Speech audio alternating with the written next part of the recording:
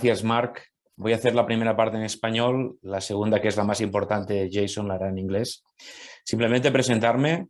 Yo soy el consejero para el estado de Pensilvania en España y Portugal, y nuestra misión es explicar las oportunidades que hay en Pensilvania a las empresas españolas y portuguesas.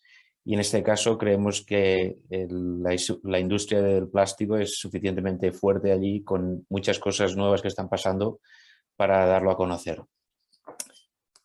Solo una breve presentación. Yo viví 12 años y trabajé en Estados Unidos con un grupo fabricante español.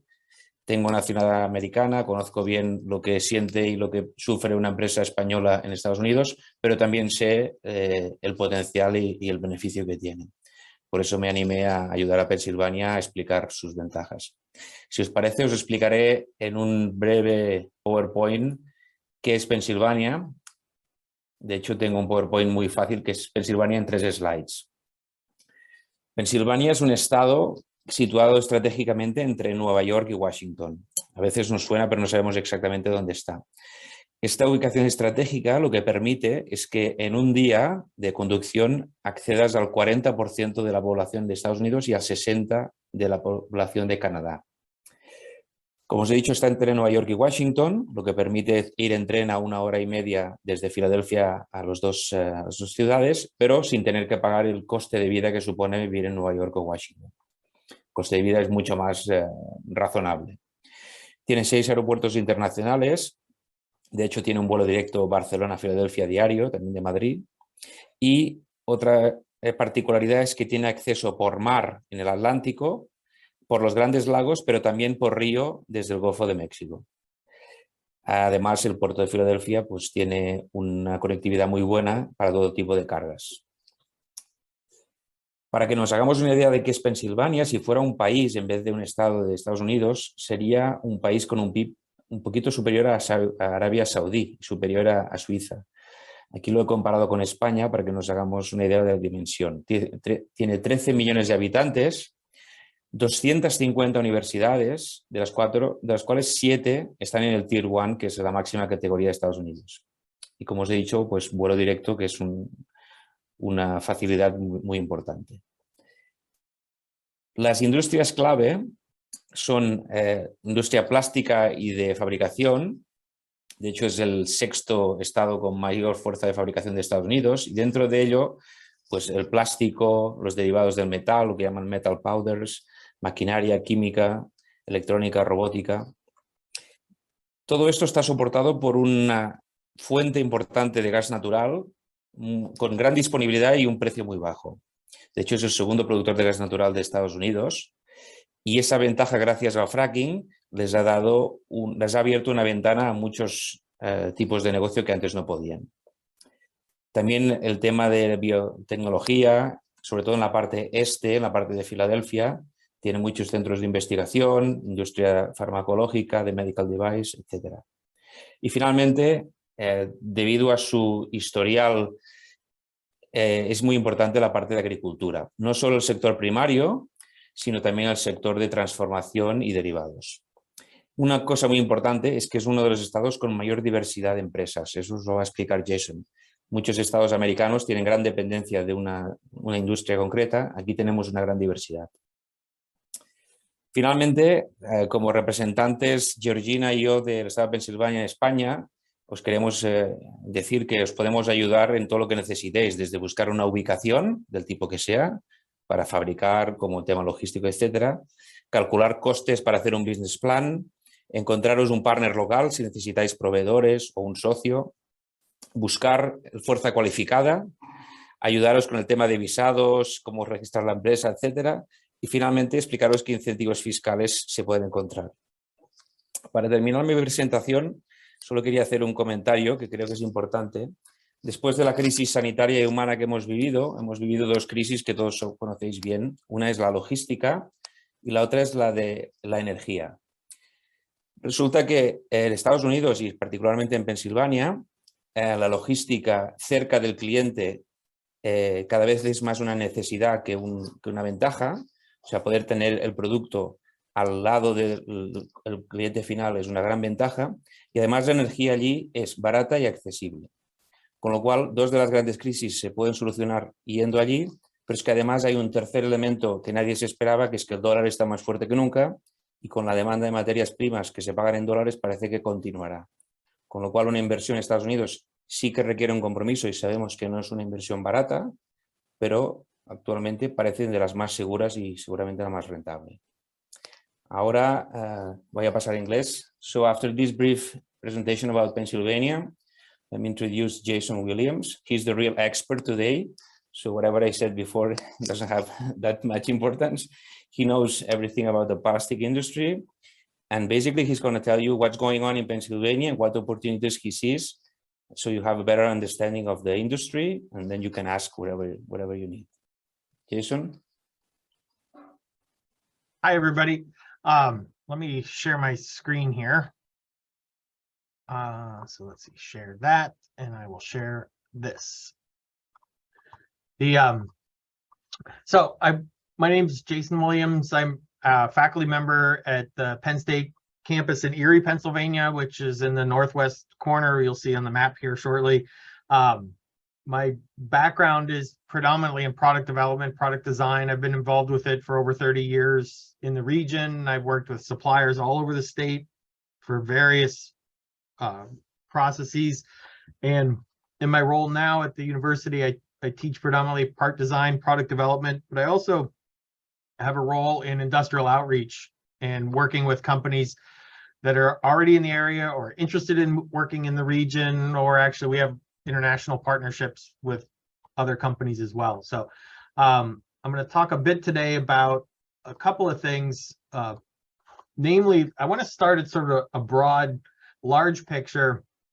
And so this is sort of an overall map of the US that really shows the population as a density in the US. And the one thing to note out of this is 40% of just the polyethylene consumption is just in the Midwestern. Hang on. Oh, I have the annotate tool. Excellent. So 40% of that population is in sort of this region of the US.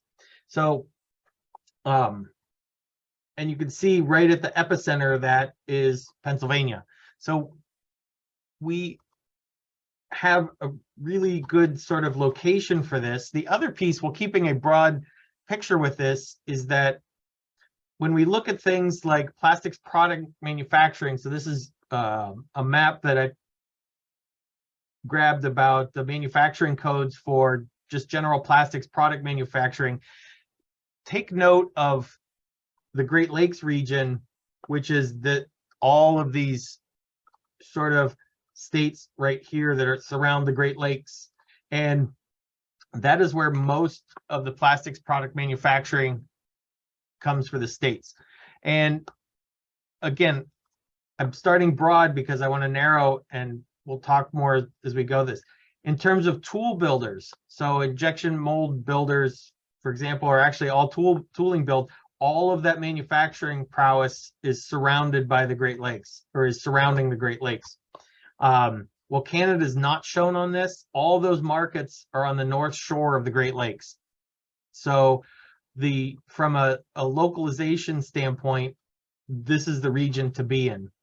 Now, sort of narrowing down to Pennsylvania a bit more, when you're looking for creating a product or looking for an opportunity or a support structure, really, if your company was looking for opportunity in this region, you want to know that you have the support structures for the whole supply chain. And if I'm to get to a molded product, I need sources from multiple pieces. I need the packaging, I need logistics, obviously. I need secondary operations in terms of, maybe I need printing on my products, or maybe I need assembly assistance or fulfillment assistance, right? In terms of tooling, and obviously the tooling support industry. So it's one thing to have a mold builder nearby, but you also need other things like heat treating facilities. You need things for specialized gun drilling operations for water lines. Maybe you need rapid prototyping support. Those support industries are important. Obviously, maybe you need a molder if you want to start slow and not really create a whole operation here, right? Obviously, the big one though is availability of resins and feedstocks for those resins. The big outer bubble here becomes sort of, I guess, tertiary, sort of things at the third level, sort of an educated and skilled workforce, support for research or workforce development, those structures. And I feel that Pennsylvania is kind of well suited in all of these categories. So let's look a little bit sort of deeper with this. And when we look at, there's a cluster around the Great Lakes, but I pulled Pennsylvania out specifically because this had a nice map of the entire state.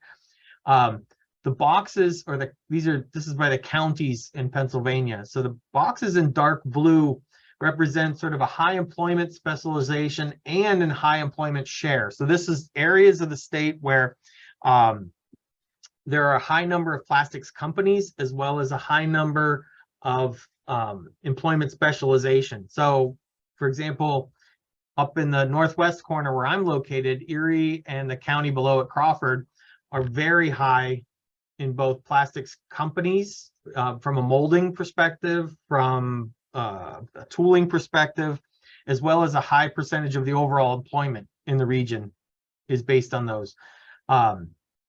You get to other areas of the state, you can see it's kind of spread. Pittsburgh has a high employment share based on that. The sort of aqua colored box, let me highlight this one. This is Beaver County, where the new Shell facility will be located, or is located. They're starting up as I speak.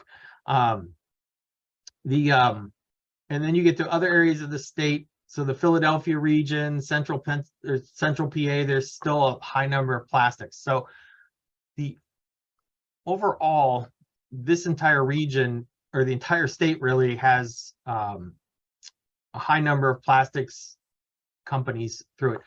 Most of the grayer counties that you see in the center are generally rural, a lot of forests. There's national forests through the center of the state, so there's not a lot of population in those areas. So that's where you see some of that. I had another thought I wanted to pop in there, but I guess.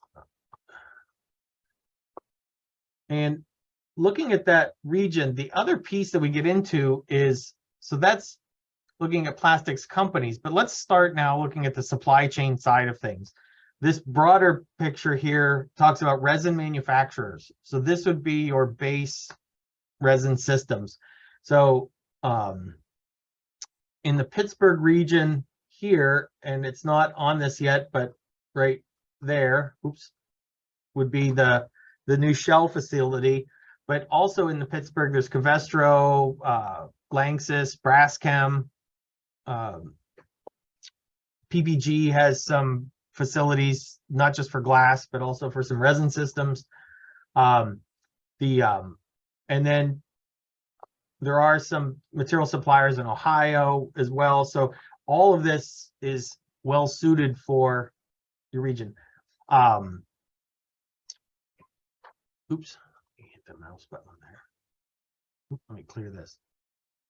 So one of the big things happening is the Shell polyethylene facility that's going in. And if there's questions on this, Shell sent me a huge slide deck about this, and I can pull up some other information. If there's questions, we can try to answer those.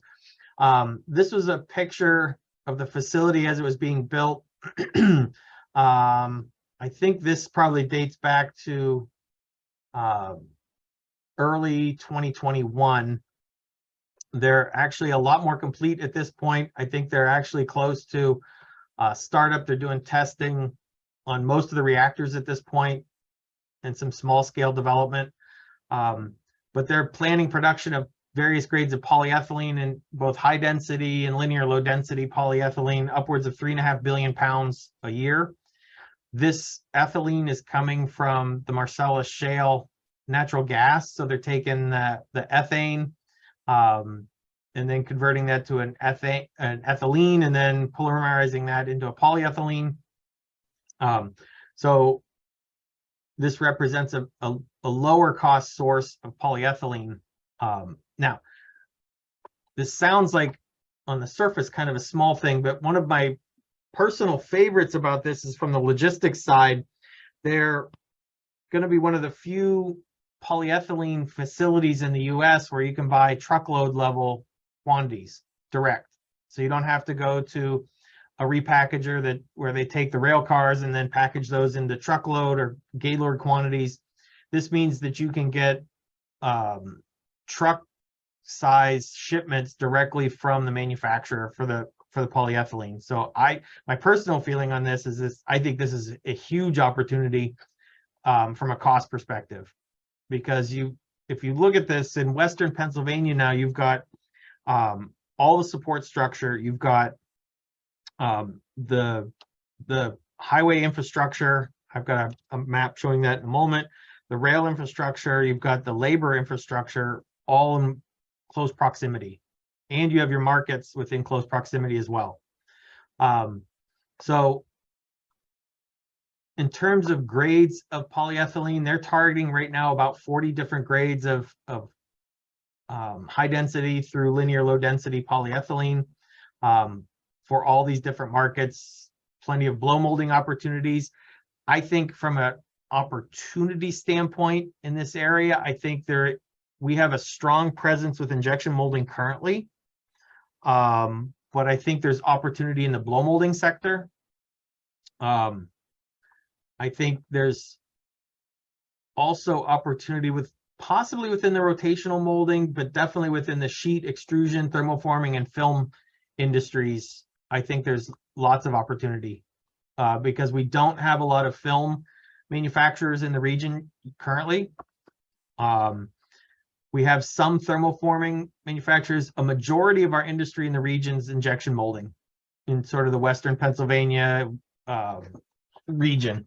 There are a few pipe manufacturers, but I don't know about corrugated. I know there's several companies doing PEX tubing and things like that. So I think from investment opportunities, I think we're kind of ripe right now. There's so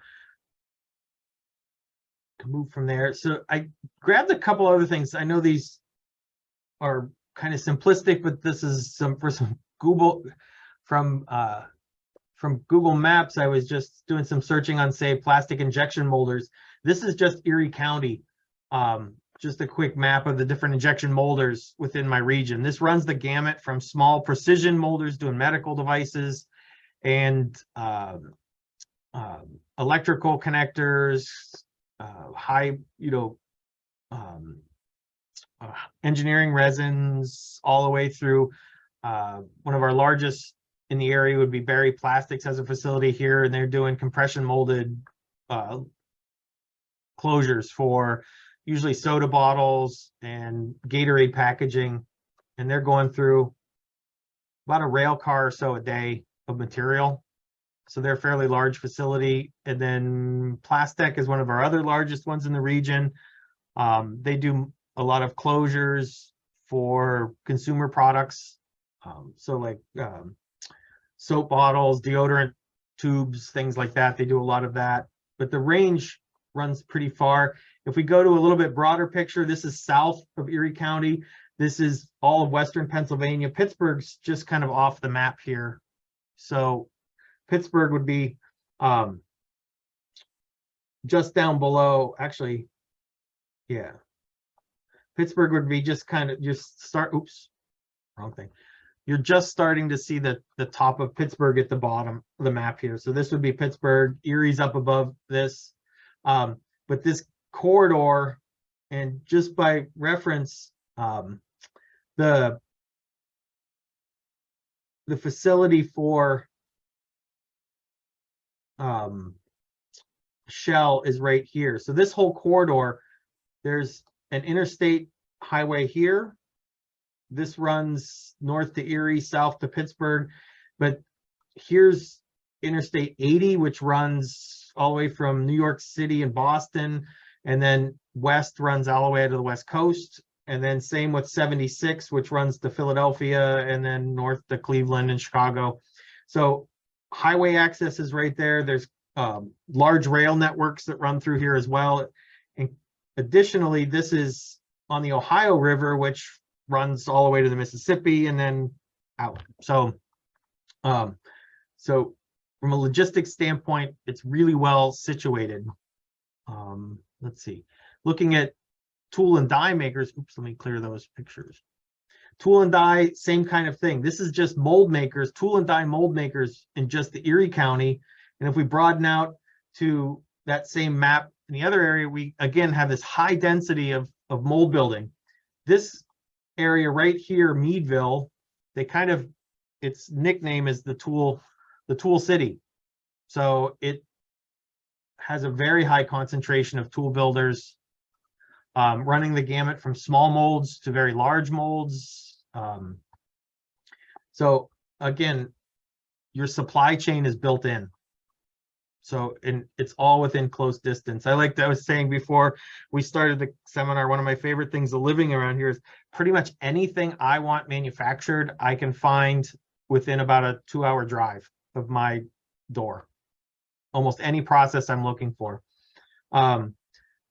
But then the other piece you get into is the support structures beyond the physical supply chain. So one of the big ones is plastics education within Pennsylvania. And this is where we really stand out. My campus, the Penn State Erie, the Barron College, is in this upper center here. Let me get my marker going. Right here, that's me. There's also Penn College of Technology in Williamsport, Pennsylvania. These are in the United States, there are 6 accredited plastics engineering universities. A third of those are in Pennsylvania. So we have 2 out of the 6 are located just in Pennsylvania.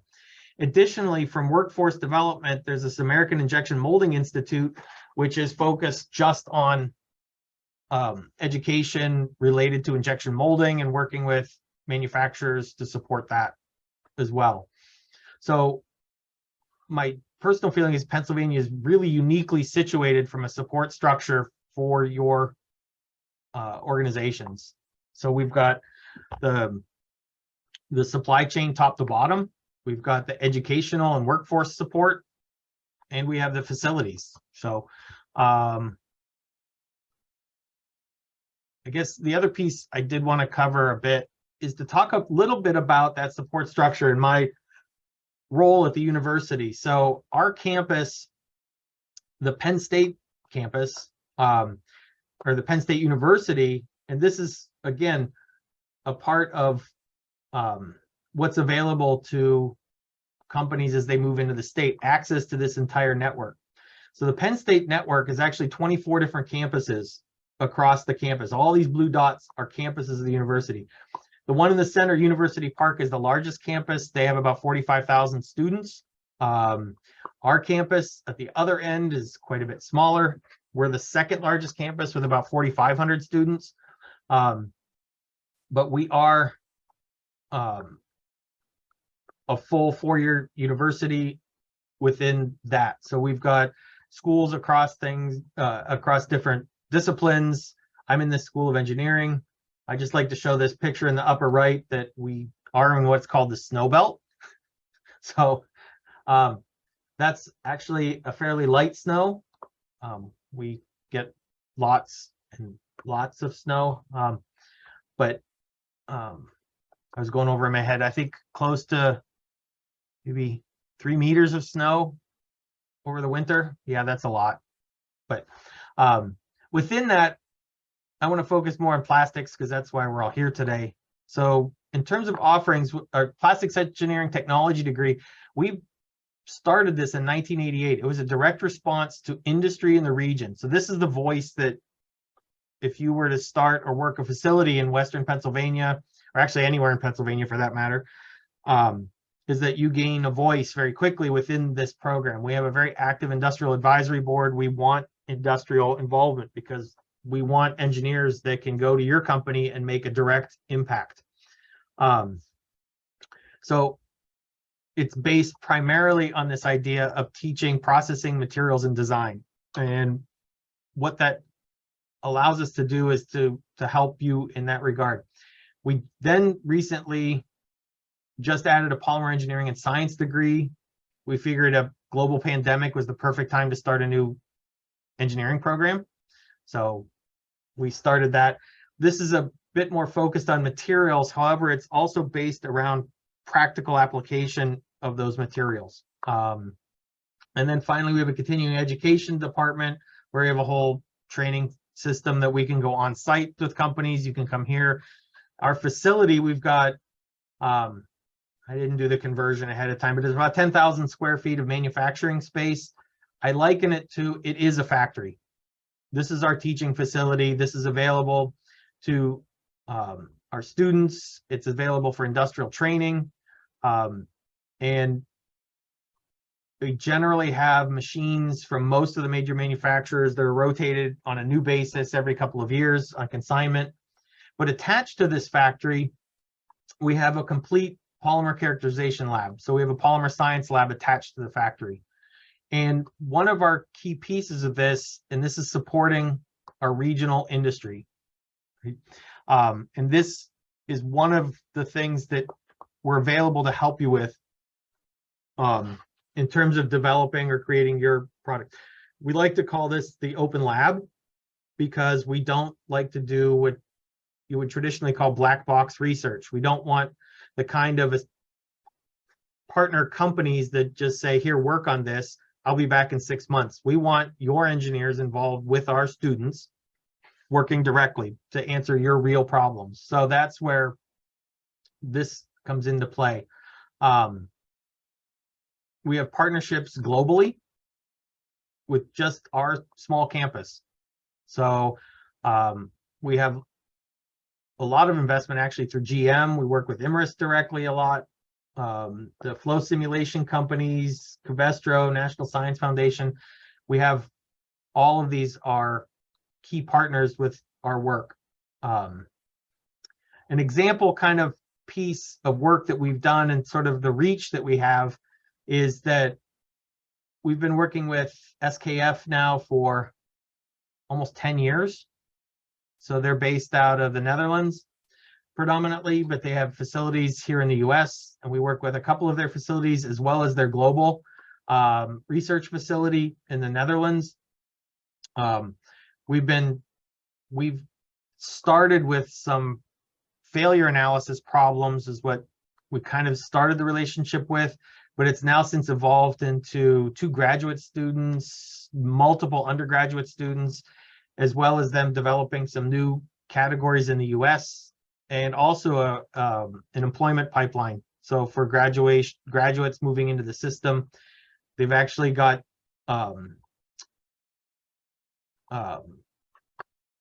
they've actually moved next to campus. So in terms of an opportunity zone for things, if to sort of, I guess, test the waters, if you will, in terms of opportunities within Pennsylvania, one type of thing would be to look at something like our Knowledge Park here. There's other facilities like this around the state.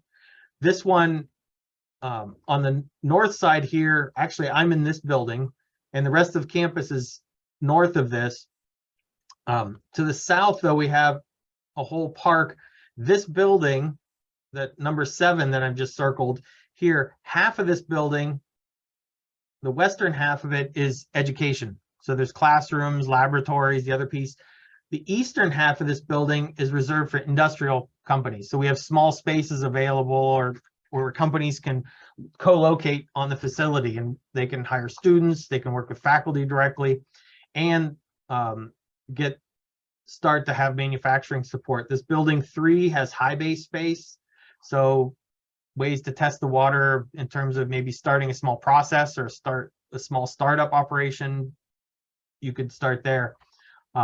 You are not coming into this without a helping hand, right? We are all available throughout the state. Everybody I've worked with at the state has been really helpful in terms of making connections, building bridges.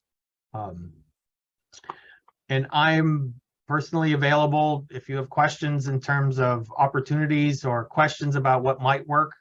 I encourage you to send me emails as well. And I will obviously keep everybody within the state in the loop on that. But if you have Whoa, that's ugly. So hopefully that gives you a quick sort of overview of what we have available in the state and sort of my vision of what we can do to help you with some opportunities. I know we have a smaller group, so I encourage lots of questions about things I could go over in more detail, I guess. Thank you very much, Jason. Now it's time for the questions, and we have already one for you. Yep, I see that up there. So how do I see the interest and demand for plastics recycling machinery? That is growing very quickly. There is one company looking already. IRG is the name of the company. They're building, I think the investment's close to 100 million US dollars in a recycling facility here in my region, Erie. The key technologies that they're working on around there is separation and sorting technologies. So I think there's a lot of interest in that space. We at the university have a huge interest in this, in the recycling and sorting equipment. The one thing I didn't mention is we're, so out of the University of Sheffield in England, they have the Advanced Resource Efficiency Center, ERIC. We are the US representative for that, and our focus is in plastics and supply chain, as well as life cycle analysis are related to polymers and plastics. So we have several faculty on staff now that are active in that space. I would encourage you to send me an email about that, and I can get you in touch with some of the right people regarding that, at least to get you some opportunity. But yeah, no, there's definitely in that. And I thought, is it out near Williamsport? There was about $1 billion facility going in recycling. And I know we have a few other sort of mid-scale recyclers in the region as well. So there's opportunity for sure. Thank you, Jason. Mm-hmm. We have another one that's more generic question. Is what business opportunities related to the plastic industry will bring the new Shell plan? Sure. The big ones I'm seeing for that is certainly in the packaging side, just because you now have most currently, right, packaging that's getting consumed in the northeastern US is that polyethylene starting life all the way down on the Gulf Coast near Texas and Louisiana. And that material has to get shipped up here, converted to a product, then filled, and then distributed. So the Shell facility is going to be huge, I think, in that space. I think film, obviously there's a big push to get away from plastic bags. So I certainly wouldn't make a bag facility in the States right now. But I think there's I think in that, I like that. I think I hit some of that earlier when I was talking about that. When in our region, I think the blow molding there's opportunities there. I think for the sheet and film, I don't see a lot of companies in the US doing as much thin wall packaging as Europe, right, with the in-mold label, and that seems to be a lot more common in Europe right now. But I think there might be opportunity in that space.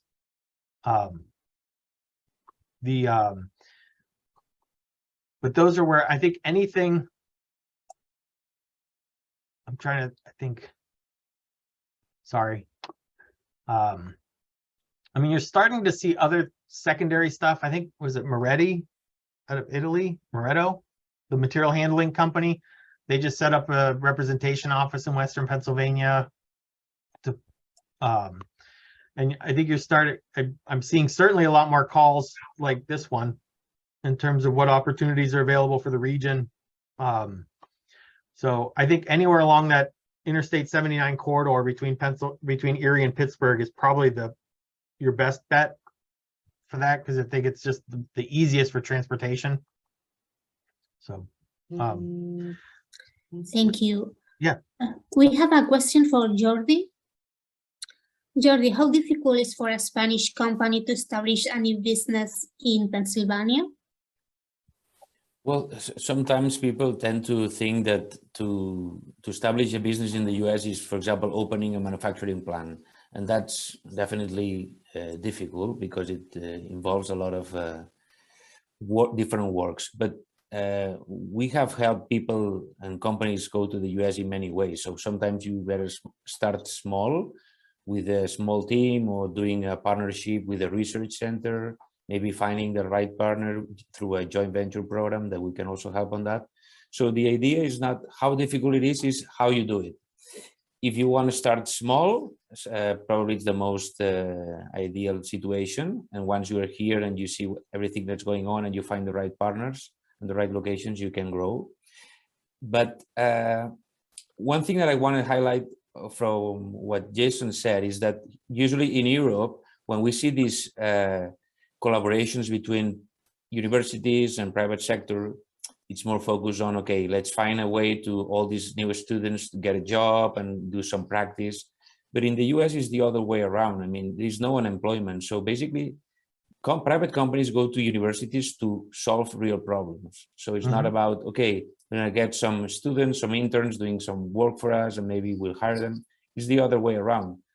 The industry needs the research that is actually the #1 in the world to fix real problems and to find new solutions. So that collaboration is something that we are not used to it, and it really works. And sometimes it sounds like, okay, there is a partnership, public-private, but it's not like that. It's like the private sector takes advantage of the research centers to create more jobs and create more profitability for the area. And that's something that if you get involved on that, you can take a huge advantage, because you don't need to send all your R&D team to the US to see, okay, what we're gonna do here. No, you have the people who has the knowledge already there, and you can, and they are willing to help you. They're willing you to introduce to suppliers, manufacturers. They're willing you to make introductions to even investors or big companies. So that's something that we're not that used to, but it's a huge asset that the US can bring. So basically, it's not difficult, it's just how you do it. And we're here to help. So any questions you have, particularly cases or things you want to discuss, Jason and I will be happy to help you. Thank you, Jordi. If there is any other questions, it's now the time to make them. Yeah, just to kind of expand, I think that's a really good way to look at it in terms of our partnerships. Well, I guess the other piece too with the university, I know the other question comes up is about intellectual property and who owns the intellectual property. And Penn State has a very generous policy on that, in that you can retain the intellectual property. So we're interested in helping the companies. I take what I work with, not the specific pieces, because that's often proprietary, but I take the general things that I learn, and those go right back to my classroom. So I have a large motivation to work on real projects with companies. Yeah, and actually you encourage companies to establish their own facilities close to the university. Exactly.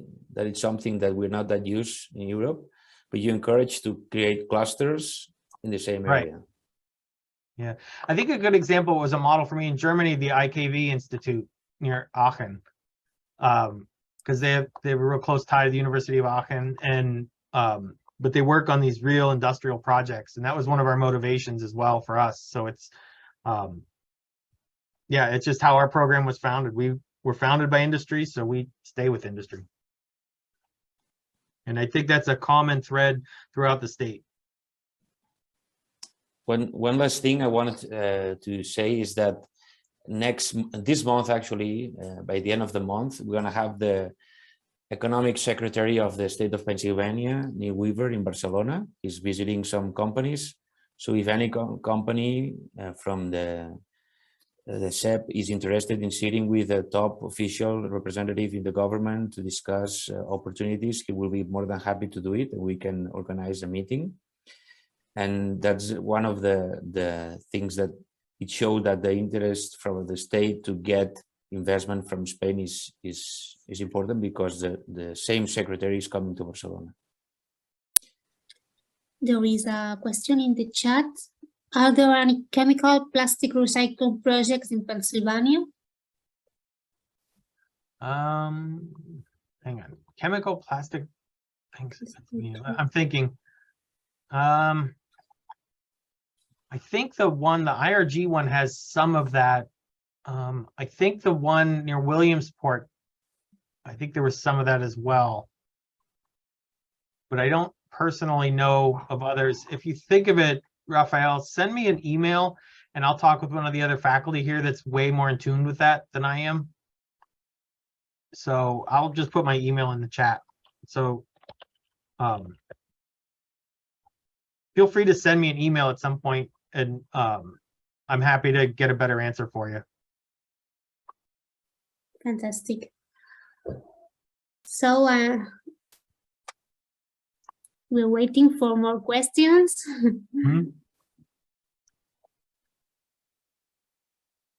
We're that complete. Any other comments?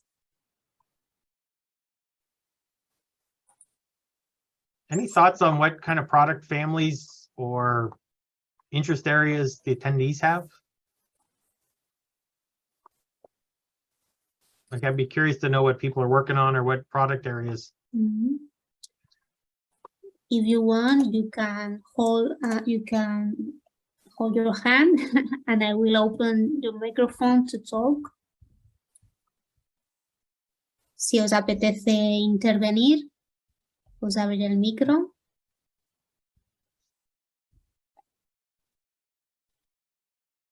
Seems that nobody wants to add anything else. Oh, yeah, we have Jesus.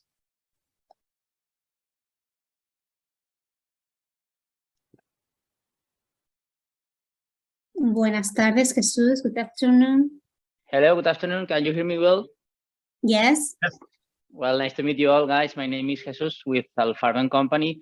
And I would like to ask to Jason and Jordi how you see the impact or the responsibility of the new materials, new raw materials helping to the recyclability in plastics, and how important could be that synergies between technology and raw material suppliers to help the industry to lead the circular economy in plastic that we know is so important.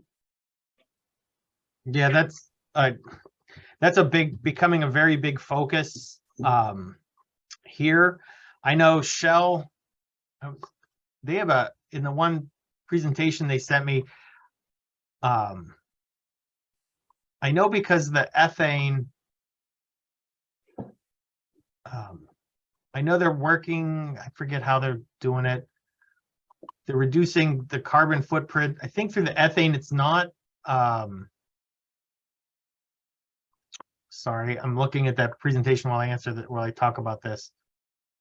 But in terms of I guess I don't have a quick answer on that one. The recyclability side, my personal feeling is I'm a huge fan of standardization within particularly consumer products on materials types for recyclable grades. That's anytime I get into this discussion, that's what I push for, because currently I don't know that product designers or packaging designers really focus on that as much as they should. They use whatever materials they think work, and then the consumer has no idea what goes where. And so I think having a low-cost solution that becomes sort of the desirable choice as a material, which has a secondary effect of that creates a more recyclable stream. I think the polyethylene is also more easily separatable from the streams because of the density, or the low density that is. So from that perspective, I think it helps. I know, yeah, that's a sticky wicket, so to speak. Yeah, maybe to do it easier, to try to explain better my question. In other words, I would like to know how you see the influence of the US industry in plastics to help to the global industry to go ahead with the recyclability and circular economy in plastic science. We know the US industry is one of the strongest in the world in terms of plastic, right. But I guess you would agree with me that probably other European countries with a smaller industry in plastic or not as strong as the States, they are leading currently in recycling technologies and one step ahead on that knowledge. So do you think that the States is aligned right now with the trend and the intention that some European countries are doing? Oh, that's a good question. I absolutely agree that Europe is ahead on this path. There's just no doubt. However, most of the recycling efforts currently that I see coming through and the sustainability efforts coming through are really being driven by the end users. So like the Procter and Gamble's, they're pushing down onto their suppliers in terms of material reduction, better material use, and sustainable efforts. So we're seeing the end result of that. Like currently, they're saying reduce the material by this much, and now I'm getting producers coming to me saying, how do I going to do this? They're telling me I have to meet these goals, these levels, and so that's leading to where we're having to do research on helping them find alternatives with this. So I think there's now, in terms of industry reception, I think there's a lot, right? So here's opportunity. If I've got a traditional manufacturer here in the States that's not really working very hard to do that, and you come in and you're like, well, here's our new sustainable facility that can reduce this, the Procter and Gambles are going to be knocking on your door very quickly. So you and me as Jason Williams, the person, I'm just happy to have my neighbors employed, and whether it's a company that's owned by you or it's a company owned by somebody else, right? And if you're making a better, more sustainable product, I'm happier with that. So that may not be the official Penn State line, but that's the Jason Williams line. So Got it, thank you. I'm old enough, my filter's going away. My brain filter's going away. Thank you, Jason, and thank you, Jesus, for your question. Leticia, I have one question. You know, apart from the industrial law that in US and in Europe, we all have to comply in order to get operation license and whatever. What is, would say, the legislation pressure on put it on plastic in US? Because, for example, at this moment in Europe, we have so many laws. For example, next year we will have a tax to be paid for the plastic that are only for intended to use only one time. We have a lot of tax about residues and whatever, etc. So I would say the EU, it's a kind of a territory in the world where the pressure, legislative pressure, is very much on product and whatever residues and whatever. Do you see, well, I'm not sure whether you are able to compare whether the atmosphere is much more business friendly in US, and you, generally speaking, in US or in Pennsylvania, there is not so much pressure, but because this may be a key argument to invest in US also, much less pressure on this kind of topics than in Europe, because I would say the pressure we have, for example, in Spain is basically coming from EU directives. So at the end, it's the new tax you will have to pay on plastic in Spain are basically the same that you will have to pay in Italy, in UK, or whatever. So do you see also some movement like that by the US administration to put every time more tax on Not plastic yet. product? Yeah, no, I haven't heard anything like that. I think mostly it's industry-based, trying to be ahead of that legislation or being ahead of those kinds of initiatives. So you get a lot of companies. So the big trend right now is even in areas where they aren't sort of banning, say, plastic bags, you're seeing industry or companies actually voluntarily reducing use. So anecdotally, I can speak to a couple of the grocery store chains in my region. They've stopped using plastic bags, for example. So you're seeing initiatives like that but you're not really seeing anything from a legislative standpoint, or I haven't heard anything about potential taxes on plastics, even single use. You're getting some regional bans, like California is getting a bit more aggressive on single use materials, but most of the Midwest, you're not seeing much in that yet. So I think it'll be quite a while before we see anything like that. Okay, thank you.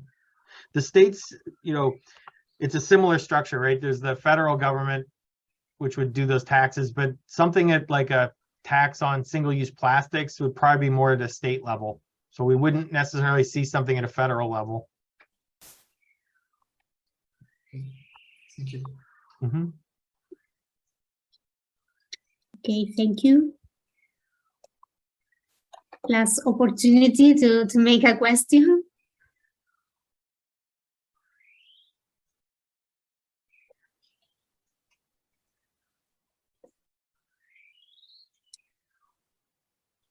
Well, maybe last question for me. You would recommend to start a new company, a new business alone or with a local partner? Or, I mean, we are not in China where you need by law a local partner to establish a company. But what is your best recommendation if somebody wants to start a company there? Better to be with a local partner who will help with whatever, or to start alone? I'm considering a small company. Right. I know it's not easy question because it's I guess it depends so much on on many things, but I guess it depends on the market and the thing. I would recommend starting with Jordi and I to get some discussions going about maybe a visit stateside where we could talk to some potential partners. If you know the space you're going to get into, we can help you do that. And if maybe there isn't a good fit, maybe it's a matter of looking at starting something even small. Yeah. So. I guess it depends on what do you need a partner for. I mean, if you need a good source of raw material suppliers, if you need this kind of partners as being complementary industry for your business, we can help to find you this. If you need a partner for investment issues, like, okay, we're going to have a huge investment, we want to partner up with somebody else, that would be another approach, but we can also find somebody who's willing to partner up with the company. But the idea is to know what's the need of the company. Maybe the need is just human power. I mean, personal skill, how we're going to hire engineers, how much is the engineer, how we're going to get them. So we can give them a lot of resources. Of course, the easiest way is to go into a market where you know someone who can help you with. Like sometimes you have a supplier or customer, and after you know them for a while, you decide, okay, it's time to join forces and do something new together. That's the best part. Or even acquiring a local company. That's also a good strategy because you already have most of the inputs there. Another thing is the company culture. From my experience from an European manufacturing group and working in the US, there is a huge gap in culture, business culture for both sides of the Atlantic. But the toughest one is going by yourself with no help. But since we're here to help, that shouldn't happen. okay, thank you, Jordi. Thank you. Jason, for